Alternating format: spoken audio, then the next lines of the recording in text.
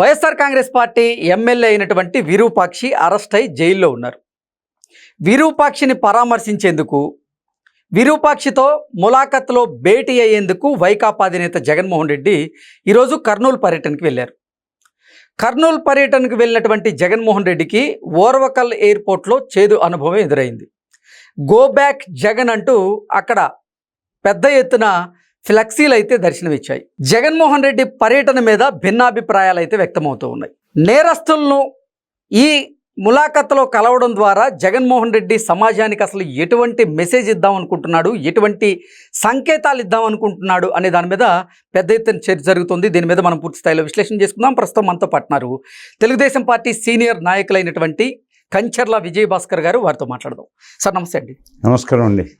Sir, నేరస్తుల్ని జైల్లో పరామర్శించడం ద్వారా జగన్మోహన్ రెడ్డి సమాజానికి ఎటువంటి సంకేతాలు ఇస్తున్నారు అనే దాని మీద పెద్ద ఎత్తున చర్చ జరుగుతోంది. దీని మీద మీ విశ్లేషణ ఏంటి సార్? నేరస్తుల్ని ప్రోత్సహించినట్టు అవుతుంది. నేరగ్రస్త సమాజాన్ని తయారు చేయడానికి కంకణం కట్టుకున్నట్లుగా భావించాల్సి వస్తుంది. సార్, పోతే నేరస్తులను అదుపు చేసి సత్పురుషుల్ని సన్మానించాల్సిన పరిస్థితుల్లో సత్పురుషులను మట్టుబెట్టడం, నేరస్తులను ప్రోత్సహించడం ఆయన రాజకీయ రంగ ప్రవేశం చేసినప్పటి నుంచి ఆనవాయితీగా వస్తుంది. రాజకీయాల్లోకి రాకముందు కూడా పరిటాల రవి హత్యలో ఆయన ప్రధాన పాత్ర వహించాడనే అభియోగం కూడా ఆయన ఎదుర్కొంటున్నాడు. అదేవిధంగా ఈ జగన్మోహన్ రెడ్డి ఆది నుంచి ఈ బ్లేడ్ బ్యాచ్ల్ని, గంజాయి బ్యాచ్ల్ని, డ్రగ్స్ బ్యాచ్ల్ని, పోతే హత్యల్లో పాల్గొన్న వాళ్ళని, ఈ స్మగ్లర్స్ని, అంటే రక్తసన్నం స్మగ్లర్స్, అట్లాగే ఈ యొక్క ఫారెస్ట్ దొంగతనాలు చేసేవాళ్ళని, అదేవిధంగా మైన్స్ నేరస్తుల్ని, వీళ్ళందరినీ అనేక మందిని ఆయన జైలుకి వెళ్ళి పరామర్శించడం అనేది ఆనవాయితీగా పెట్టుకున్నాడు. సార్, ఈ పరామర్శలు అదేవిధంగా ఎక్కడన్నా చనిపోతే, ఎవరన్నా చనిపోతే అక్కడికి ఓదార్పు యాత్రల పేరు ఇవి ఆయనకు ఒకసారి ఏదో మైలేజ్ ఇచ్చాయి. పైగా ప్రజలను బ్రతుకులాడుకున్నాడు ఒక్కసారి అని చెప్పేసి అవకాశం ఏంటన్నారు. అవకాశం వచ్చింది, తిరిగి అదే బాట పడుతున్నాడు. మరలా అది కలిసి వస్తుందని.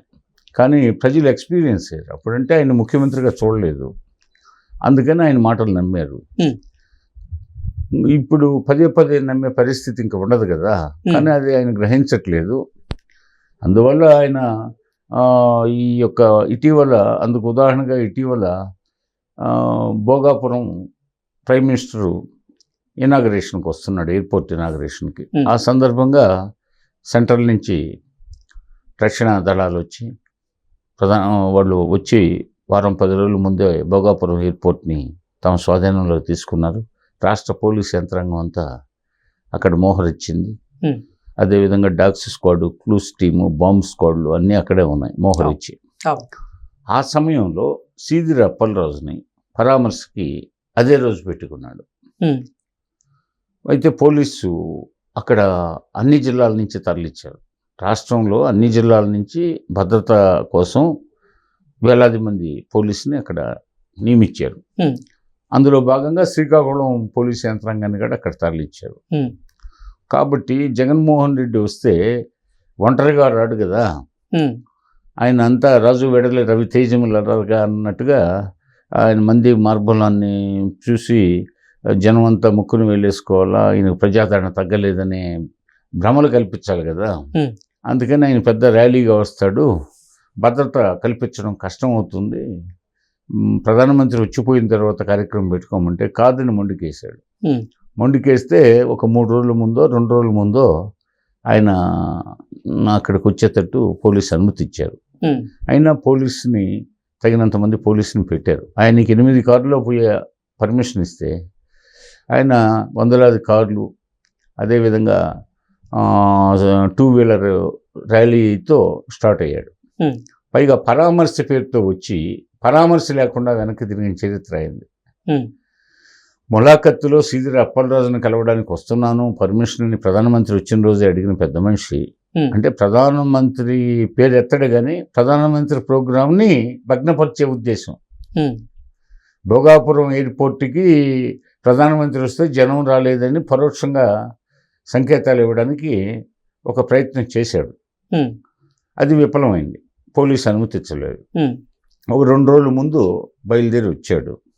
వచ్చినవాడు నేరుగా ములాఖతుకు పోవాలన్నా పర్లేదు, పెత్తనాలు చేస్తూ ఆ ధర్మాన బ్రదర్స్ ఇంట్లో కూర్చున్నాడు. సాయంత్రం 5ంటికి క్లోజ్ అవుతుంది ములాఖత్తు.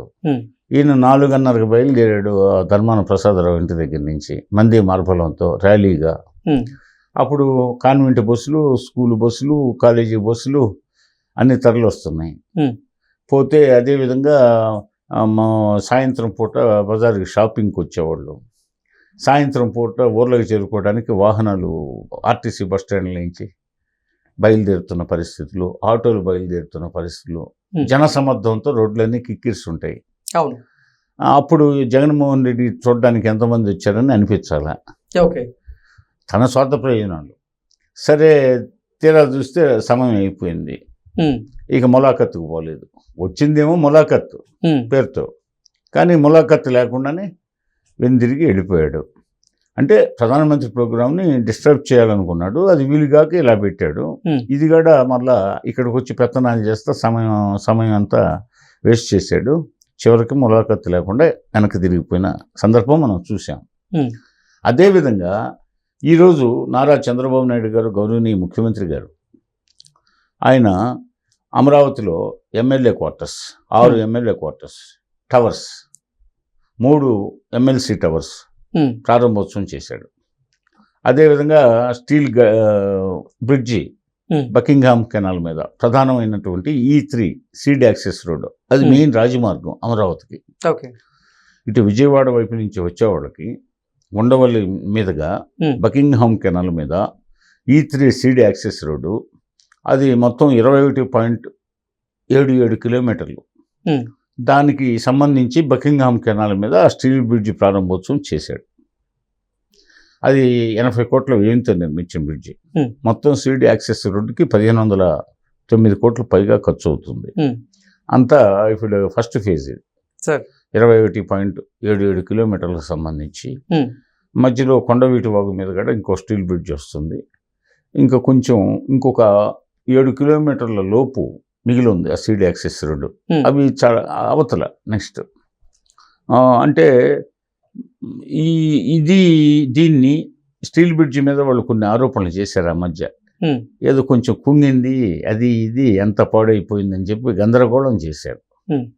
అది రాత్రికి రాత్రే, పైగా ఒక ఆవిడ తన 60 సెంట్ల భూమిని ఇవ్వకుండా వీళ్ళే వైసీపీ వాళ్ళు మొన్న డిఎస్సికి 364 పిటిషన్లు వేసి కోర్టులో ఆటంకాలు పరిచి నిరుద్యోగ యువతకి టీచర్ పోస్టులు రానియకుండా ఎలా ఆటంకాలు పరిస్తే కోర్టులో 364 పిటిషన్లు రాష్ట్ర ప్రభుత్వం క్లియర్ చేసి ఏ విధంగా అయితే డిఎస్సి సజావుగా జరిపి 16,000 మందికి ఉద్యోగాలు ఇచ్చిందో, ఈసారి స్టీల్ బ్రిడ్జి రాజమార్గానికి సంబంధించి ఈ E3 సీడ్ యాక్సెస్ రోడ్డు రాజమార్గానికి సంబంధించి స్టీల్ బ్రిడ్జి నెపంతో ఆటంకపరచడానికి ప్రయత్నించారు. అయితే ఇది అద్భుతంగా రాత్రింబొగులు పనిచేయించేసి పోతే చక్కగా ఈరోజు దాన్ని ప్రారంభోత్సవం చేయడం జరిగింది. అలా ప్రారంభోత్సవాల మీద ప్రారంభోత్సవాలు. మొన్నేమో భోగాపురం ఎయిర్పోర్ట్. భోగాపురం ఎయిర్పోర్ట్ కంటే ముందు ఈయన ఈ జిల్లాకి విరూపాక్ష అనే ఎమ్మెల్యేని పరామర్శకి ఈరోజు వెళ్ళాడు. అదే జిల్లాలో జొన్నగిరిని సొన్నగిరిగా మార్చి వచ్చాడు చంద్రబాబు నాయుడు. అది ప్రారంభోత్సవం చేశాడు. వెంటనే మళ్ళీ భోగాపురం ఎయిర్పోర్ట్ చేశాడు. మరలా ఈరోజు స్టీల్ బ్రిడ్జి ఓపెనింగ్ అయింది. ఎమ్మెల్యే క్వార్టర్స్ ఓపెనింగ్ అయింది. ఎమ్మెల్సీ క్వార్టర్స్ ఓపెనింగ్ అయింది. అవి ఎమ్మెల్యే క్వార్టర్స్ 6 టవర్స్, పోతే ఎమ్మెల్సీ క్వార్టర్స్ 3 టవర్స్, 9 టవర్స్ నిర్మాణం పూర్తయింది. ఇక అన్ని ప్రారంభోత్సవాలే ఉంటాయి. అంతకుముందు CRDA భవనం ప్రారంభమైంది. అదేవిధంగా అంతకుముందు శ్రీ సిటీలో పోతే లోకేష్ బాబు అనేక పరిశ్రమలు ప్రారంభోత్సవం చేస్తున్న చరిత్ర ఉంది. అదేవిధంగా ఇలా ప్రారంభోత్సవాలు ఒకవైపు, శంకుస్థాపనలు ఒకవైపు, నిర్మాణ దశలో కొన్ని, వీటిని చూసి అతను నిలకడ కోల్పోయాడు. మొదటి నుంచి నిలకడలేని మనిషి, తొందరపాటు మనిషి, అసూయాగ్రస్తమైన మనిషి.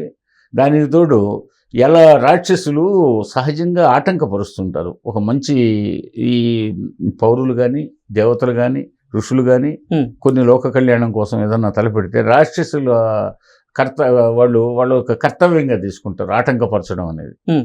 ఈ జగన్మోహన్ రెడ్డికి ఆ రాక్షసుల కర్తవ్యం ఏ విధంగా వాళ్ళు ఆటంకపరిచే నిర్ణయాలు తీసుకుంటారు, ఉమ్. అదే నిర్ణయాలు తీసుకోవడంలో జగన్మోహన్ రెడ్డి రాక్షసుల్ని తలపిస్తాడు. ఉమ్.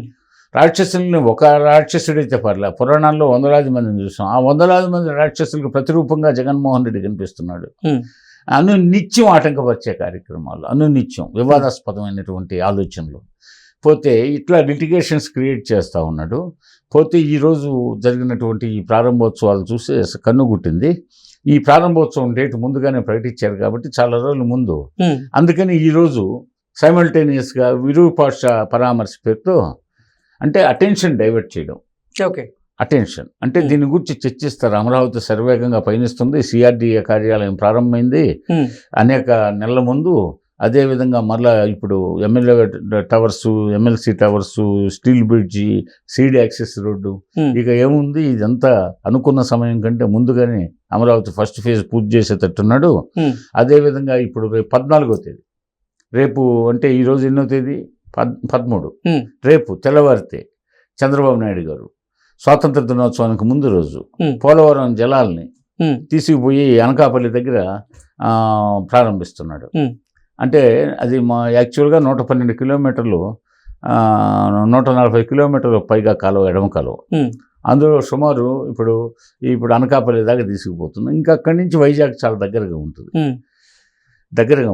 అది నెక్స్ట్ కొద్ది నెలల్లో పూర్తి కాబోతున్నాం, పూర్తి స్థాయిలో ఎడమ కాలువ.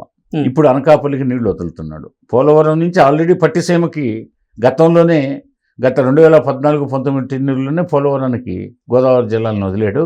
ఈ సూపర్ ఎల్నినో ప్రభావాన్ని ఈరోజు ఎదిరించగలిగామంటే ఆ పోలవరం నుంచి ఆ పట్టిసీమ జలాల ద్వారా కృష్ణా డెల్టాకి పూర్తి చేయడమే కాకుండా నారుమళ్ళు పోసుకోవడానికి నాట్లకి అవకాశం కల్పించడమే కాకుండా ఈరోజు పులివెందుల దాకా నీళ్లు పోతున్నాయి.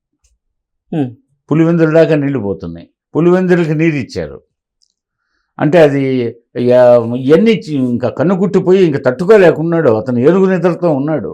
ఏనుగుకి పులిని చూస్తే భయం, ఒకసారి పులిని సింహాన్ని చూస్తే భయం. ఒక్కసారి జీవితంలో చూసిందంటే ఇంకా జీవితాంతం ఆ సింహమే గుర్తొస్తుంది. జగన్మోహన్ రెడ్డి రాజకీయాల్లోకి రాకముందు నుంచి చంద్రబాబుని టార్గెట్ చేసి ఉన్నాడు, చంద్రబాబు నాయుడిని.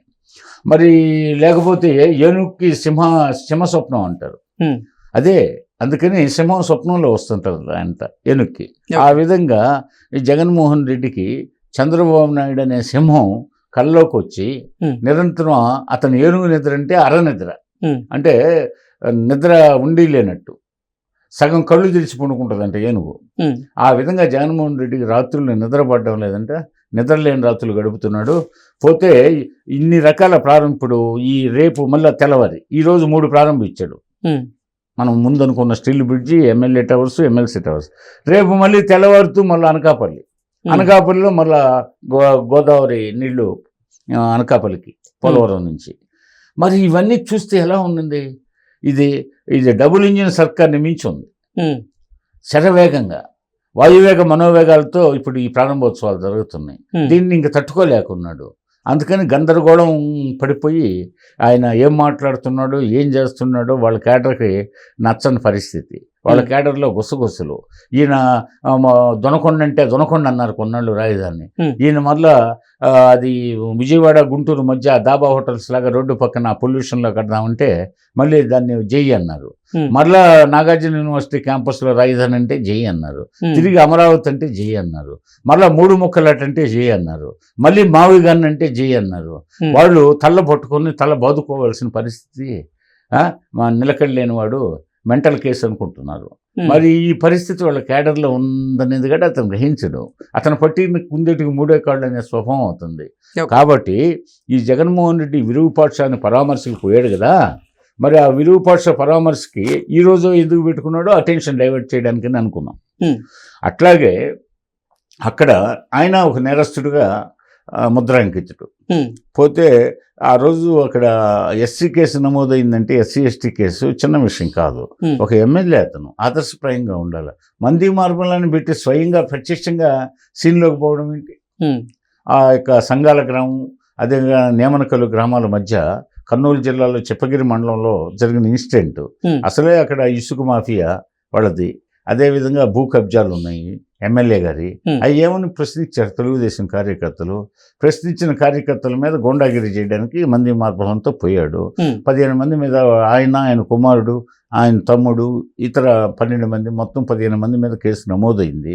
పోతే శేఖర్ అనే కార్యకర్త, తెలుగుదేశం కార్యకర్త ఇచ్చిన ఫిర్యాదు మీదకు పోలీసు కేసు పెట్టారు. పోతే ఈయన పోయి ఒక ఎమ్మెల్యే స్థాయిలో ఆదర్శంగా ఉండాల్సిన మంది మార్బలంతో పోయేసి గందరగోళం చేసేసి దళితుల్ని, మహిళల్ని, ఒక మహిళను వివస్త్రం చేసేసి ఇంత గందరగోళం సృష్టించేసి అక్కడ ఉన్న వస్తువులన్నీ చెల్లాచెదురుగా ఇచ్చేసేసి లా అండ్ ఆర్డర్ సమస్య క్రియేట్ చేస్తే పోలీసులు అరెస్ట్ చేయకుండా, కోర్టుకి ప్రొడ్యూస్ చేయకుండా ఎలా ఉంటారు? ఇప్పుడు వాళ్ళకి 14 రోజులు రిమాండ్ కోర్టు విధించింది. ఇప్పుడు ఆయన అక్కడ ఆలేరు కోర్టు విధించింది. ఇప్పుడు ఆయన జైల్లో ఉన్నాడు. ఆయన పరామర్శకి జగన్మోహన్ రెడ్డి అంటే జగన్మోహన్ రెడ్డి ఎవరిని పరామర్శించాలో వాళ్ళని పరామర్శించరు, ఎవరిని పరామర్శించకూడదో వాళ్ళని పరామర్శిస్తాడు. అంటే నేరస్తుల్ని బాగా, అంటే ఆయనకి నేరస్తులు మనకి స్టోర్టిపురంలో దొంగలు ఉన్నారు, గజ దొంగలు. అదేవిధంగా కావల దగ్గర కప్పరాల తిప్పలో ఉన్నారు. అదేవిధంగా కర్నూలు జిల్లాలో సీతానగరంలో కూడా ఒక క్యాంపు ఉంది. ఈ 3 క్యాంపుల్లో సెటిలర్స్ అంటే బ్రిటిష్ వాళ్ళు ఐడెంటిఫై చేసినటువంటి దొంగతనాలకు అలవాటు పడినటువంటి ఒక జాతి. వాళ్ళు ఏంటంటే టీమ్స్ని సిద్ధం చేసుకుంటుంటారు అనేక రకాలుగా. రైల్వే వ్యాగన్లు దోపిడీ చేయడానికి కొన్ని టీమ్స్ ఉంటాయి, కొన్ని మెడలో చైన్స్ లాగడానికి కొన్ని టీమ్స్ ఉంటాయి, ఇళ్ళు దోచుకోవడానికి కొన్ని టీమ్స్ ఉంటాయి. ఇలా రకరకాల టీమ్స్ ఉంటాయి. ఈయనగడ ఏంటంటే ప్రభుత్వంలో ఉన్నప్పుడు, ముఖ్యమంత్రిగా ఉన్నప్పుడు రక్తచందన స్మగ్లర్స్ టీం ఒకటి పెట్టుకున్నాడు, మైన్స్కి ఒక టీం పెట్టుకున్నాడు, భూ కబ్జాలకు ఒక టీం పెట్టుకున్నాడు, శాండ్ మాఫియా ఒక టీం పెట్టుకున్నాడు. అట్లాగే పోతే తిరుపతి దేవాలయానికి సంబంధించిన విగ్రహాలని, అంటే దిగువ తిరుపతి, ఎగువ తిరుపతి, అది ధ్వంసం చేసే కార్యక్రమాలకి ఒక టీంని పెట్టుకున్నాడు. ఇలా రాష్ట్రం అంతా టీమ్స్ని, అన్ని ప్రభుత్వ శాఖలలో ఉన్న అవకాశాలు ఏంటి దోచుకోవడానికని కొన్ని టీమ్స్ని పెట్టుకున్నాడు. ఈ విధంగా టీమ్స్ మీద టీమ్స్ని పెట్టి ఈయన ప్రోత్సహించి ఆ వచ్చిన భాగంలో సింహభాగం ఈయన తీసుకొని మిగిలిన కొంత భాగాన్ని పాపం తలా పిడుగుడని ఈ టీమ్స్ సభ్యులకి పంచే అలవాటు. కాబట్టి వాళ్ళు చేజారిపోతే వాళ్లే రేపు జయ్యి అని నినాదాలు ఇచ్చేది వాళ్ళే. నకిలీ పోలీసులుగా డ్రామా కంపెనీలు, సినిమా కంపెనీల దగ్గర అద్దెకిచ్చే కాకి డ్రెస్సులు తెచ్చుకొని పోలీసు వాళ్ళలాగా నటించి గందరగోళం చేసేది, ఉద్యమాల్లో పాల్గొని పోలీసు వాళ్ళే మమ్మల్ని ఉతికి ఆరేశారు, కొట్టారు, ఆ కారణంగా పోలీసు వాళ్ళు గందరగోళం చేశారని పోలీసు శాఖ విఫలమైంది, మాకు భద్రత కల్పించాల్సిన పోలీసులు భక్షకులు అయ్యారని చెప్పేసి పోలీసుల మీద నిందలేసేది వాళ్ళే. ఈ విధంగా గందరగోళపరచడంలో అతను ఒక ప్రత్యేక రాజ్యాంగం, అది ఒక ప్రత్యేక దీవి అనుకుంటున్నాడు. ఆంధ్రప్రదేశ్ అనేది ఒక ప్రత్యేక దీవి, ఇది ఒక ప్రత్యేక దేశం, నాది ఒక ప్రత్యేక రాజ్యాంగం, ఈ అంబేద్కర్ రాజ్యాంగం ఇక్కడ నడవదు ఆంధ్రప్రదేశ్లో, ఈ జగన్మోహన్ రెడ్డి బతుకున్నంత వరకు అన్న రీతిలో అతని వ్యవహార శైలి ఉంది. కాబట్టి ఈరోజు నేరస్తుడైనటువంటి విరూపాక్షాన్ని ప్రోత్సహించడానికి, ఆయన ముఠాన్ని ప్రోత్సహించడానికి ములాఖతుకు పోయాడు. కాబట్టి మీరు అన్నట్లుగా అక్కడ విభిన్న కథనాలు వినిపిస్తున్నాయి. పోతే ముఖ్యంగా ఇతనికి ఇంకెవరు దొరకలేదా గౌరవప్రదమైన వ్యక్తులు, ఎవరిని సన్మానించాలా, ఎవరిని సత్కరించాలా, ఎవరిని ప్రశంసించాలా తెలియదు. నిలువెల్లా విషం ఉన్న మనిషి, నిలువెల్లా అసూయతో నిరంతరం దహించిపోయే ఇతని నైజం మారదని లోకం అనుకుంటున్నారు. కాబట్టి ఈ జగన్మోహన్ రెడ్డి నడవడికని ఆల్రెడీ ఎక్స్పీరియన్స్ అయినటువంటి మన 5 కోట్ల మంది ఏపీ వాళ్ళు ఆయన్ని పూర్తిగా రాజకీయ రంగం నుంచి నిష్క్రమించేలా చేస్తే బాగుంటుందని ప్రజల్లో వెలువెత్తుతున్నటువంటి అభిప్రాయం. కాబట్టి జగన్మోహన్ రెడ్డికి మంగళం పాడేదానికి ప్రజలు వచ్చే ఎన్నికలకి సిద్ధం కావాలని చెప్పేసి నేను ఈ సందర్భంగా అప్పీల్ చేస్తున్నాను. Okay sir, thank you so much.